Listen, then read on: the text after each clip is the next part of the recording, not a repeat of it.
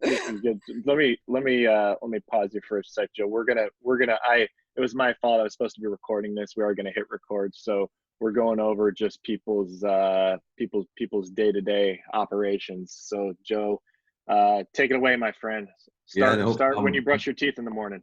I'm glad I get to start when the recording hits. That's Right. sweet. All My right. fault.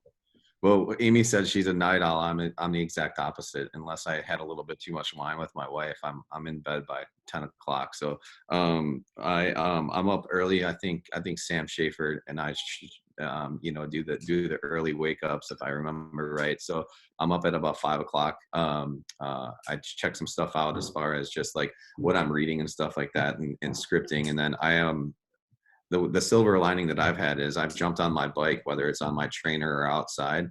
So I've taken count. I'm on my 65th day in a row of jumping on my bike. So with either 30 miles or 45 minutes. After that, when I come home, obviously we've been doing some Zoom calls with the team meetings, having huddles and stuff like that with the team, making sure everyone's got their day set, and then we lead generate from 9 to 11.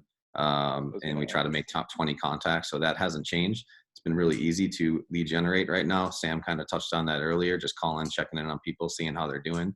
And then I did do the lunch and learn. So for 45 days, Monday through Friday straight, we did lunch and learns, just bringing values to the agents, inside of our office and outside of our office. So we're featuring different people there.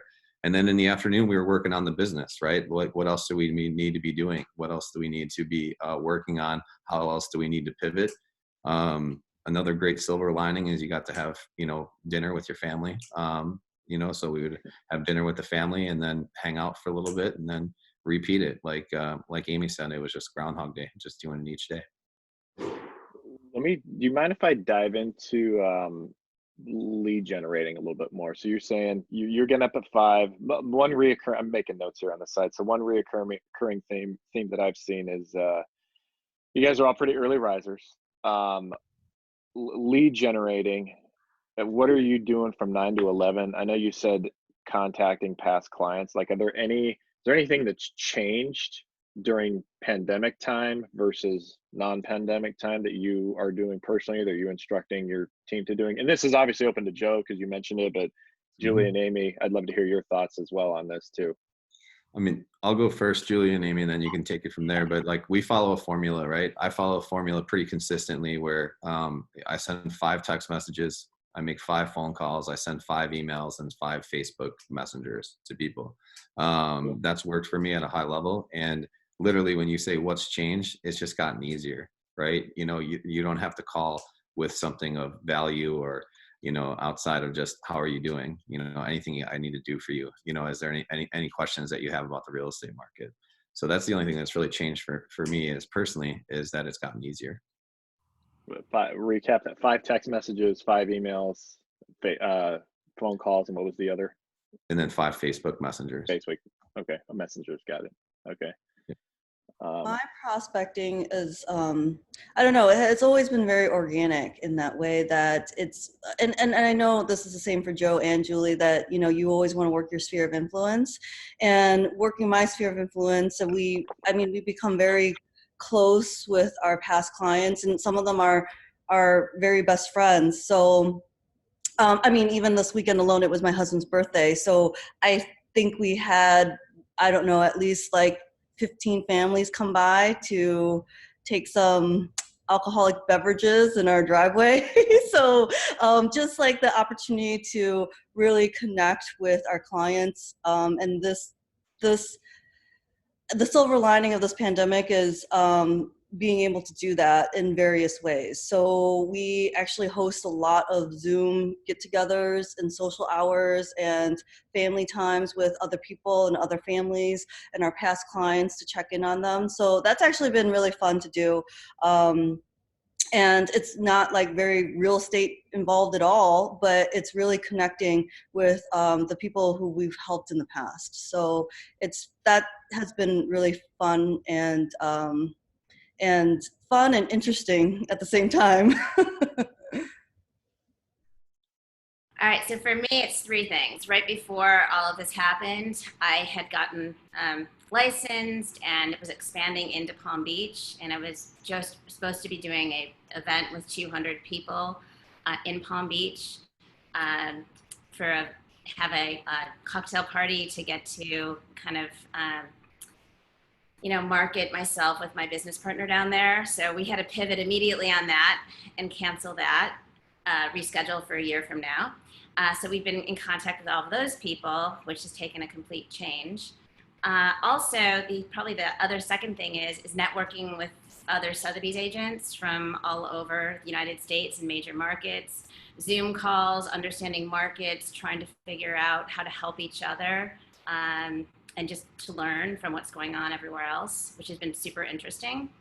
And then, thirdly, it's really just been trying to partner with other people. Like one of my best friends owns a travel agency and very high end.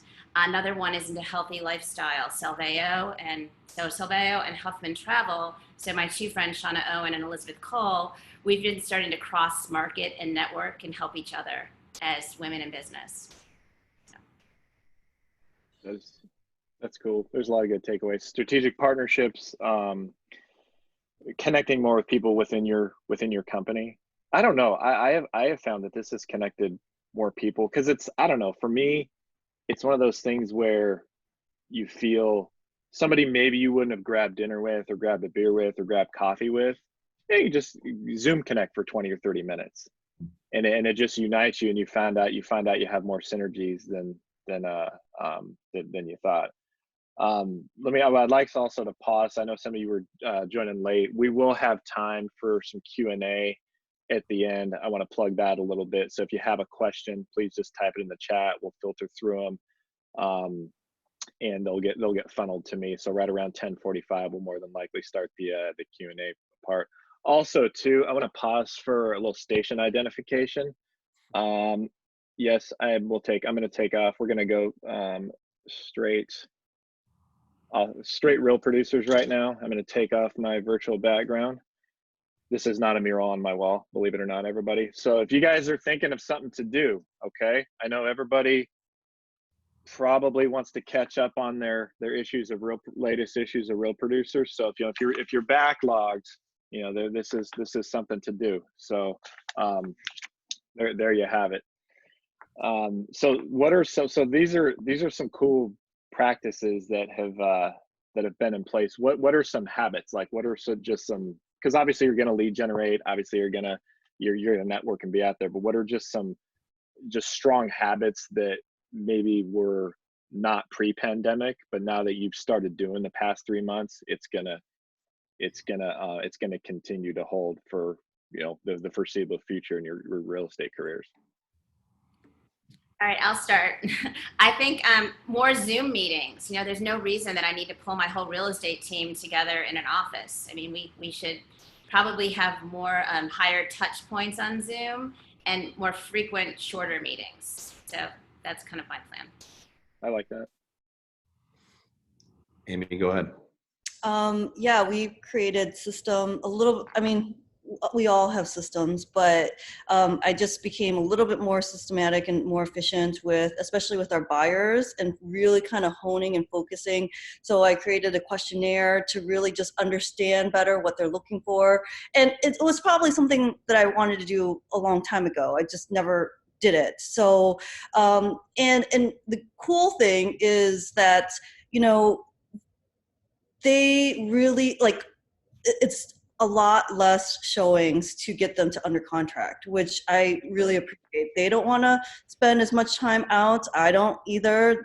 They're being safe, and we're practicing social distancing while we're showing, but they really just hone in on exactly what they're looking for. And I really hope that moves forward after the pandemic, in the sense like not being looky-loos and not really trying to see what else is out there, just being hyper focused with their search. And instead of seeing, 20 to 40 places, maybe 1 to 5 places. So that has been really surprising to see that has been happening, and really kind of cutting the fat from the very beginning. Cool.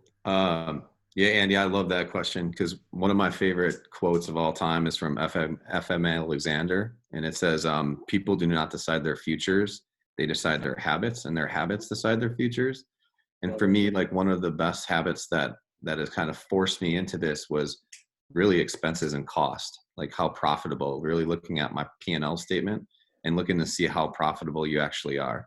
So the habit that I've formed is, do I really need this? And looking at that P&L statement, not only, I used to do it once a week or once every 2 weeks. Now I'm doing it daily. I'm doing it in the afternoon and checking it out and getting an understanding of, hey, do I really need this? Do I really need this service that I'm paying for that's costing me, $100 or whatever, $150 a month? And then all of a sudden you start knocking that down. I was able to reduce my expenses by 18% since. Wow. So I was paying for a lot of things, a lot of shiny objects that I wasn't using. But they're so shiny. They're so cool though. They're so great. Attraction to them. I'm so addicted to them. Well, and even that's awesome. What are some things that have just been totally on that note? I think I filled up my gas tank once since since this. Well, and just like the subscriptions, all the subscriptions that you just like, or all these services that you just said, yeah, okay, I'll do it, and you forget about. Somebody taught me one time that, hey, cancel your credit card, at least once a year, so that all of these of the subscriptions will just not be going annually. But at the end of the day, like, I don't do that all the time, but like just finding these subscriptions that you've been paying for, that I was like, why am I paying for this stuff? So again, it forced me into it. So for me, it was very helpful. Yeah, super valuable. Yeah, 'cause it's like you always want to connect to your target client or your target person that you want to work with and you want to have interactions with. But at the same time, it's like there's a lot of riffraff that does get, funneled into your day to day that you just don't need. Amy, Julie, any other thoughts on that? Anything that you've maybe just totally axed or just totally alleviated out of your business that Well, I feel like it's constant change, but it was pretty hysterical. I was I was on a FaceTime listing appointment in a mask. My clients were all in masks. I didn't even, couldn't even see them. It was kind of the beginning of when we are under quarantine. And it was hysterical because I've learned to have my assistant on FaceTime so she can take all of the notes. And at the end of it, they asked if I had a business card. And I was like, well, email you one. So I don't know. Do we really need to print business cards anymore? Yeah. We'll see. Text card. Yeah. So how have you guys have talked about working through schedules? How have you stepped up your time management game? How has that, have you pivoted in that regard? Meaning what have you done that have, obviously we have more travel time, things of that nature. What have you slipped, either income producing activities or just leisure activities? What have you done in place of all the time that we're saving from travel and whatnot? I mean, this takes a long time. It took me a long time to do, but it was already in place anyways prior to pandemic. And again, I'm sure this is no different than every other top producer out there. And I see all your faces, your beautiful faces. So I know you guys are doing this too, is, when you're in the moment, you're in the moment. When you're with your kids, you're with your kids. When you're working, you're working. You're not like on social media unless it's intentional. So I think it's just, it hasn't, in the sense that now I have more responsibilities because I do have to do e-learning, but outside of that, I'm just very intentional with my time. And as long as, and I love Trello, it gives me the opportunity to, if I think of something, I can just jot it down in Trello, so I remember to do it when I start working again.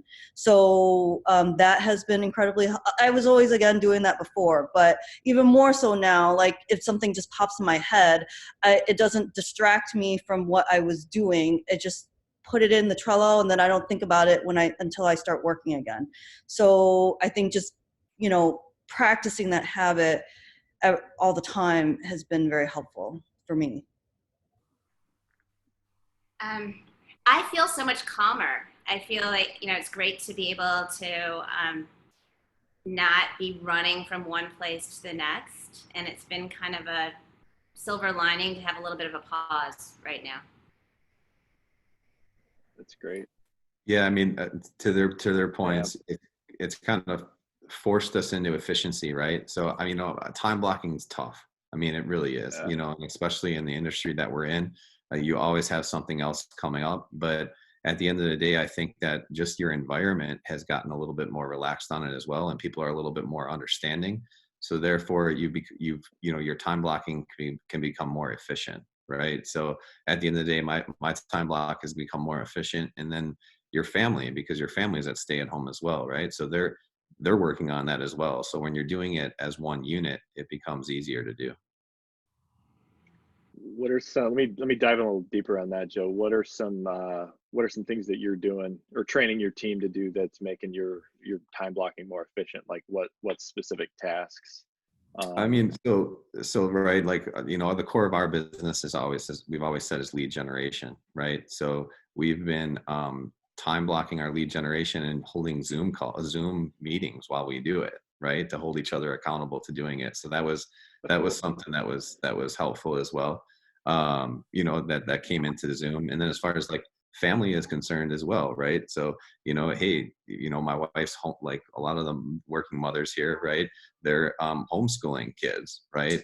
So what does that time block look like? So we had schedules all over our house. This is what they're doing when, right? And then obviously your kids obviously understand, the power of time blocking also. teaching it to the younger generation. That's right. Yeah, That's making right. your kids time block. Um, Julie, any other thoughts on time blocking, or is there anything? Because I think that's valuable during this time, because anything that you're doing specifically to sort of regiment your day.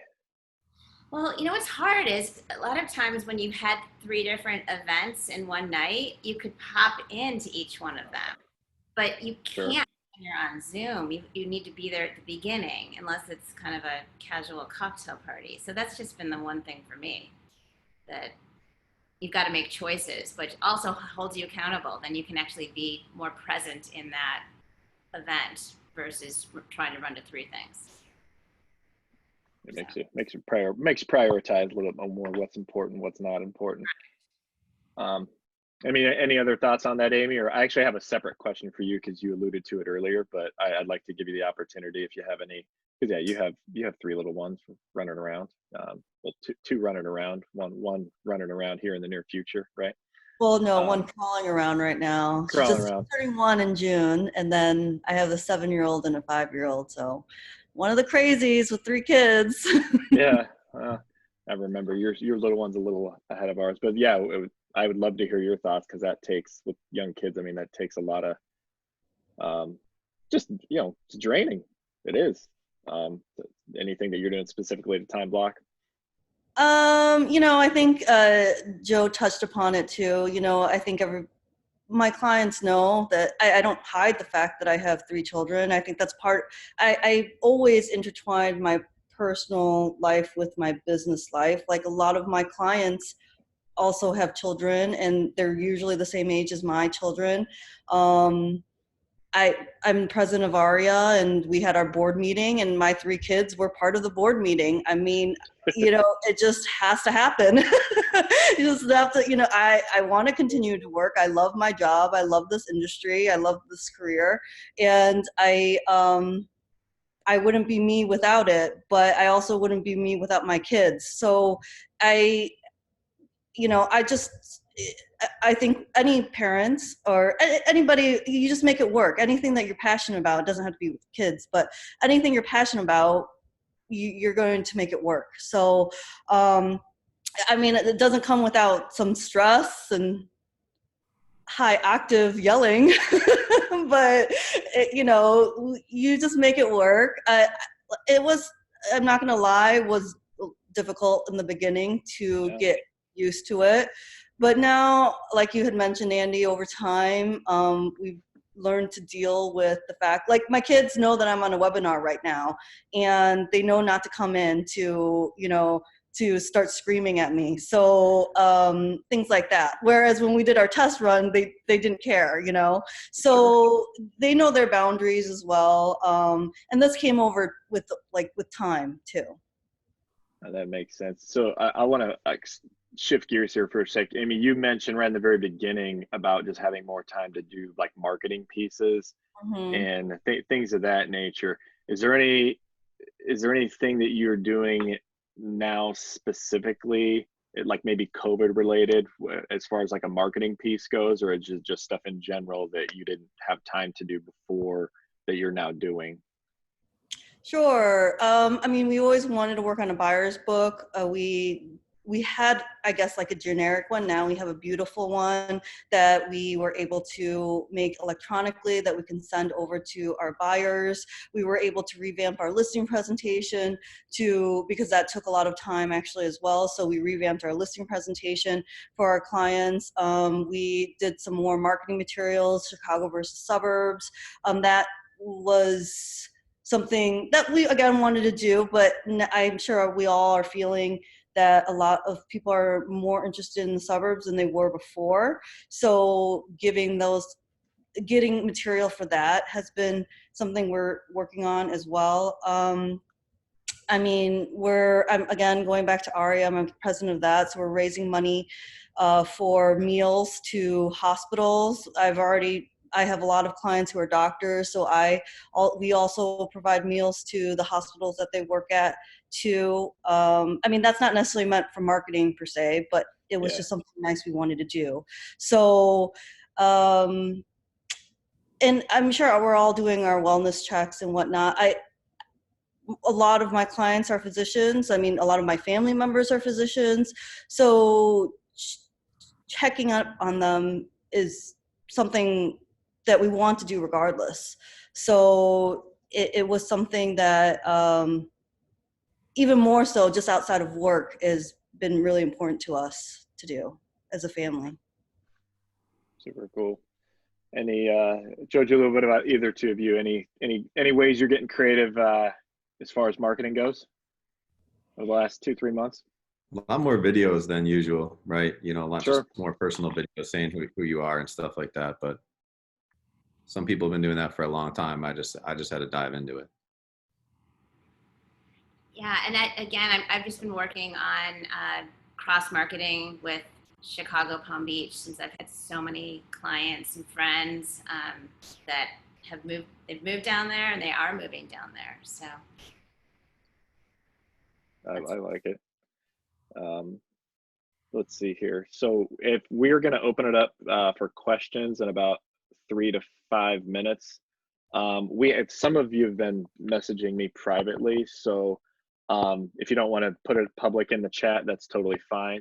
But yeah, we have a captive audience. We have Joe and Amy's and Julie's attention for the next 15 minutes or so. So if you want to ask a question, could be COVID related, just could be real estate related in general, but this is a good one. So I've heard of like buzz of going on live. Like, how are you? Everybody's been live on I would say by now, I would venture to say for listings and showing. Have any of you ever done that? I'm assuming the answer is yes. And if so, what does that look like? And how are there ways you can make going live on a listing more effective to market a property? You guys want to go ahead? You can go ahead, Joe.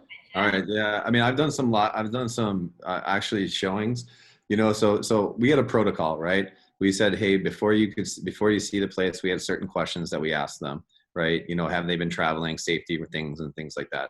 Then we said, did you watch the Matterport video, right? Then the third step that we did is we said, before letting them in the house, we were going to go to the house and do either FaceTime or a Zoom. And, you know, obviously the Zoom worked the best if we were connected to our client's internet.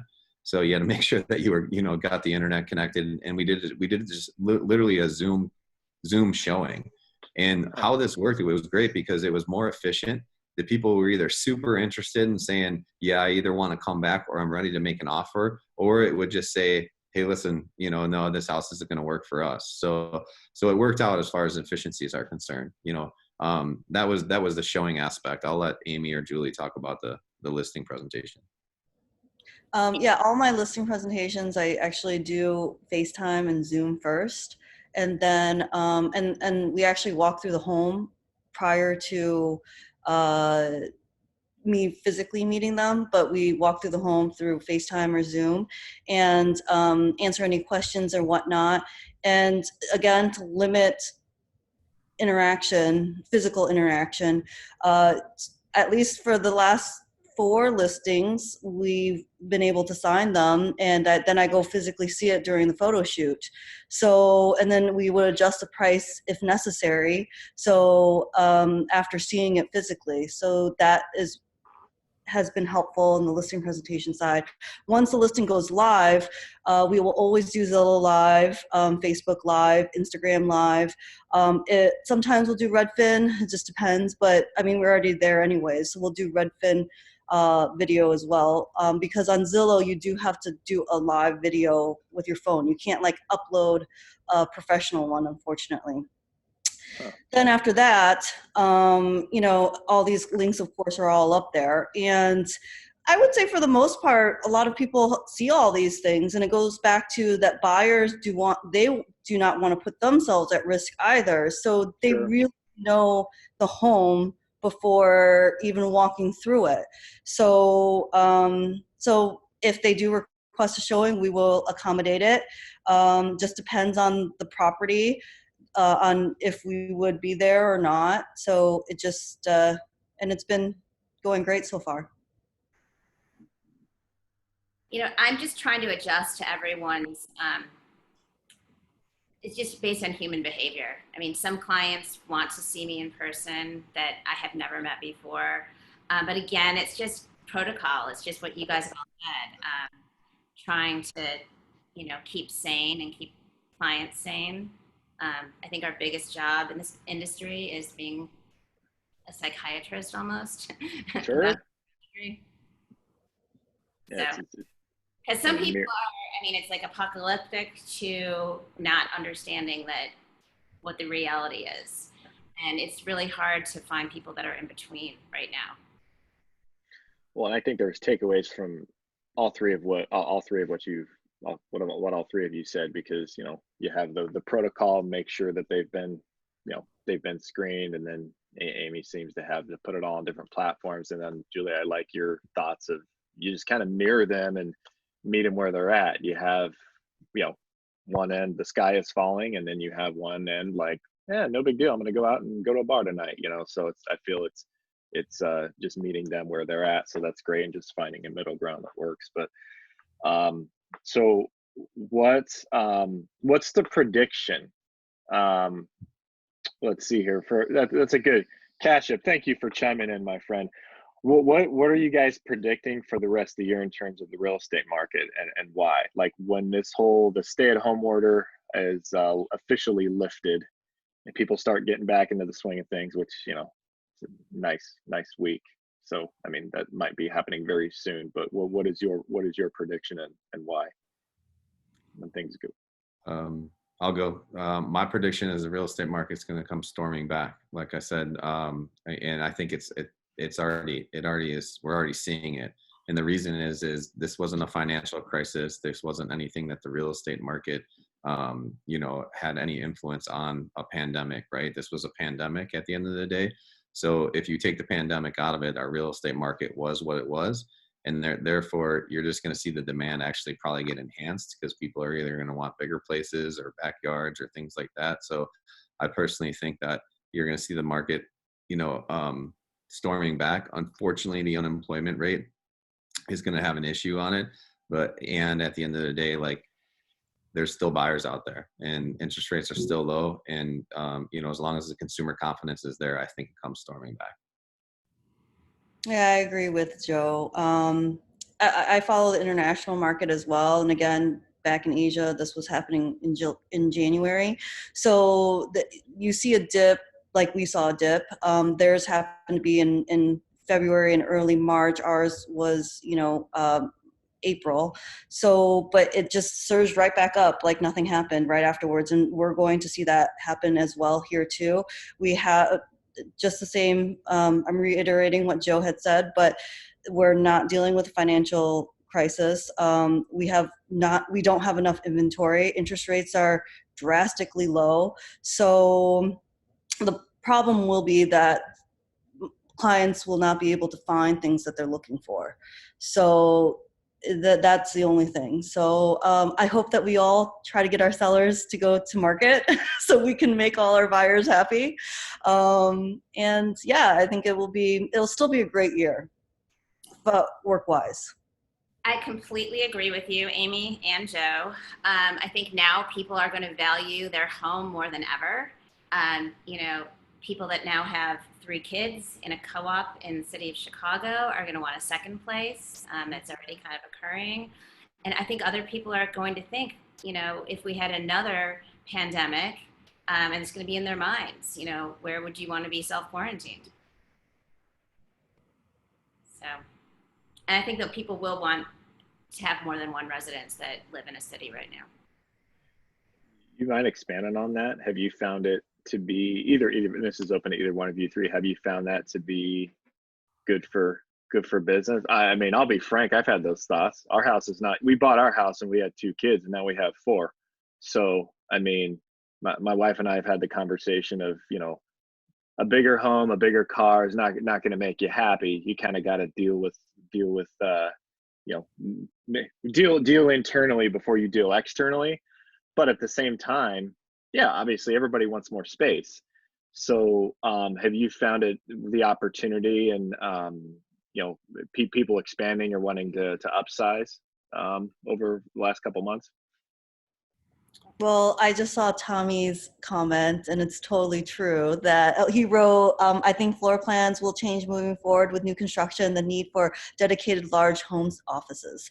So yeah, I totally agree with that people are going to want to work from home, or they have to work from home, and that they want to have an office, a designated office space for that.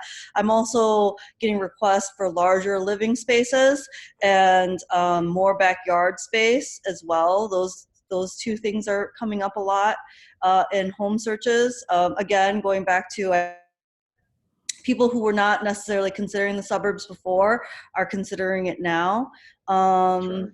Some requests for pools have been coming up as well, since pools aren't open for right now, and we don't know if they will open in the summertime. So yeah, and I'm sure lake houses like in Michigan, you know, are really getting popular at this point too. Yeah. Amy, I'm seeing all of the same that you are. I mean, prices in Michigan, I think, are going up. Mm-hmm. Places in Lake Forest and Winnetka, Barrington, that no one ever thought would Totally. be a hot spot are Yeah. a thing now. And you're right, a swimming pool is, you know, very valuable, because what are kids going to do this summer? You know, no camps, no clubs, no activities, no sports. I mean, we have a new reality ahead of us. You do what we did in the 80s. It's called a slip and slide. That's what you do. It's a long yellow. Just Google it. You'll find tons of videos on it. Yeah. Joe, what are your thoughts on that, man? What do you, I agree with them about? totally. I really do. Like, you're seeing a lot of people. I'm getting a lot of phone calls saying, "Hey, I'm going to need more space, or I'm going to need a backyard." Yes, I hear the pool comment and stuff like that. So, but at the end of the day, I agree with Julie and Amy that there's just going to be a little bit of a pivot in what clients' needs are, right? What buyers actually want. And like I said, backyards, office space, you know, larger family rooms are going to become a reality.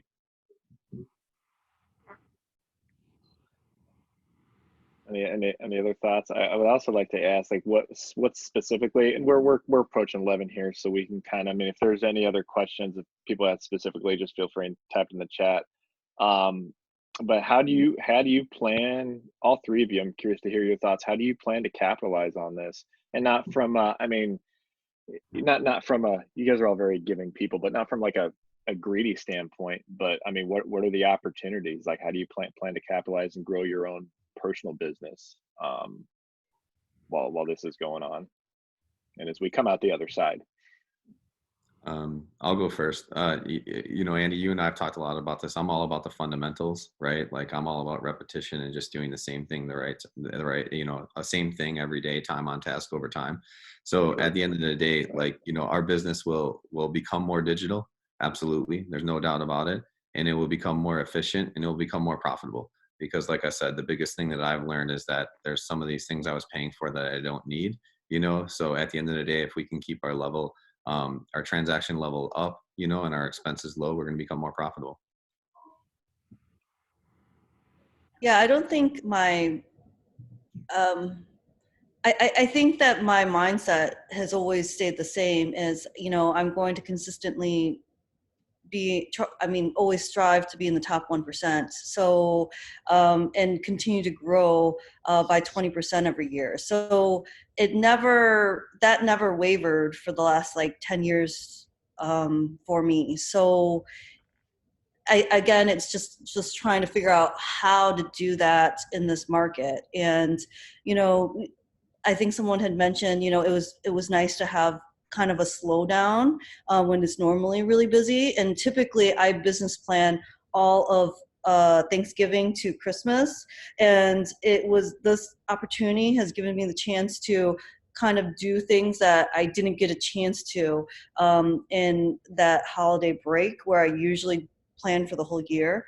So it's hopefully, I mean, it, and I'm sure very similar to a lot of people on this Zoom call is, you know, we're seeing a lot of opportunities, both buying and selling. We're all getting really busy and really just trying to continue to provide the best service for our clients and staying safe. I don't know that I have a lot to add from what you guys just said. I mean, that's pretty much and it's interesting because in real estate, you know, it's like you wake up in the morning and any busy realtor, you know, the old saying was, it's like you're drinking from a fire hose. And, you know, it continues to be that way, even in a pandemic. This is awesome. No, I appreciate everybody. If anybody has any more questions, feel free and type them. Also, I'd like to open it up for topics for maybe in a month or so. The challenge with this is things are changing now that we have you know, anchored and or pivoting, to use a cliche word, through this whole process. I feel people are getting in a good groove with business and just with life and learning how to cope. So the challenge with doing another one of these is, you know, we may set it up and then things may change drastically. But if there's any topics that either any of our partners or any realtors would want, doesn't have to be COVID related. We'd be open to doing one of these because obviously these are a little bit easier to put together in this format using the Zoom platform than you know, doing a panel at NEMA or 900 West or any of the other places that we've done our panels. I love the live events, but these are a little easier to put together. So eventually we will do a live event. We obviously don't know when that is. And just a little, I mean, we were very, very sad that our Avondale Bowl was canceled and postponed for obvious reasons, but we will do that one day eventually. So I would like to wrap up with, I'm just going to read, I've really had a chance to process this and just be thankful for things that I used to get irritated on.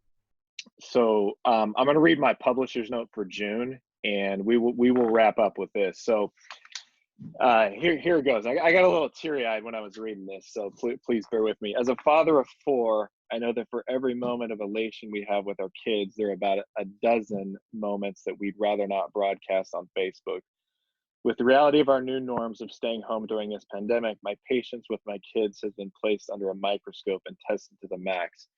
Nearly every day I ask myself why I don't have an abundance of grace for my kids. I love them to their core. It feels so hard at times to hold firmly and guide them in the right direction. There is constant tension inside of me that desires to guide them to be successful and contributing members of society, while also wanting to take the easier and sometimes necessary route of using Netflix as a babysitter. We've all been there over the past 2 months. It's taken me over 3 months to process this way of thinking is just plain backwards. I used to get so upset when I would see a pile of hair in the bathtub or in the sink. And mind you, this is coming from a man who, has this going on right here. I recently had a moment when I thought to myself, what if I never saw hair on the sink or in the bathtub again? I was happy for a split second, but then feelings of sadness came over me, as this would imply that my girls were not around. That day will come. They will leave our home and live their own lives. I realize that now more than ever, we have the opportunity as parents to engage and influence our children. This time is a blessing, and I'm beginning to train my mind to smile when I see hair on the sink because I know what it represents. So I will leave you with that. Be thinking, what is your hair on the sink in your life now that you can look at with a different perspective? So Julie, Joe, Amy, thank you guys so much for this. And we're ending on time. That is rare in the real estate world, right? Doesn't 11 o'clock mean like 11:18? But yeah, if you don't feel comfortable giving us, we'd love to do this again, another topic. But I mean, I don't just want to throw a topic out. I feel this one was obviously, pretty lights out and apparent of what to do. But you can feel free and email me on the side, email Melissa on the side. But we will end with that. I wish everybody a productive day, and we will keep you posted when our May/spring event, which will more than likely be a late summer, early fall event. Could be next year. Who knows? Time will tell. But I appreciate everybody's time. Thanks for your contribution, and be blessed. Have a good one. Thanks, Andy. Thank you, Thank guys. you. That was beautiful. Bye. Thank you. Thank you. Great message, Andy. Thank you. Everyone be well. Yes. I'm not. It's funny. I just watch the tiles shrink, and now it's just gonna be me in 30 seconds.